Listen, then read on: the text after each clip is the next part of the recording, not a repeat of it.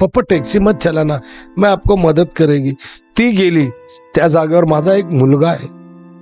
जर माझ्या मुलाला कुठेतरी गव्हर्नमेंटला ठेवलं तर मला आधार भेटेल. एक सामान्य टॅक्सी चालक काय करणार? मीडियामध्ये नाही जाऊन आपला दर्द बोलू शकत, लीडर लोकांकडे जाऊन मी सांगू शकत नाही, तर मी नक्की करू काय?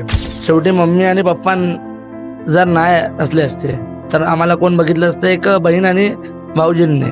आता बहीणच गेली माझी आणि मम्मी ICU ला ऍडमिट आहे, तर आमचा काय होणार आहे? जर आम्ही हॉस्पिटलला गेलो नसतो, बॉडी क्लेम नाही केला असता, तर लावारिस मध्ये गेली असती.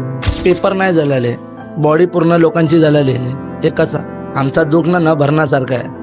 माझी तर बहीण गेली. 4 जीव गेलेत आणि उपमुख्यमंत्री गेलेत आपले, तर ही गलती थोडी असू शकते. नाही, हे तर तपासचा भाग आहे ना.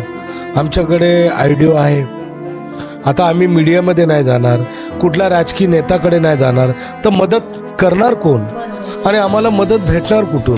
PRS कंपनीवर कारवाई न करण्याचं कारण म्हणजे त्यांच्या मागे कोणता राजकीय दबाव असू शकतो? हो, 100% आहे. त्यांच्या मागे षडयंत्र आहे खूप. त्यांना कोणाचा तरी सपोर्ट आहे, लय मागे सपोर्ट आहे त्यांना, VK सिंग सरांना.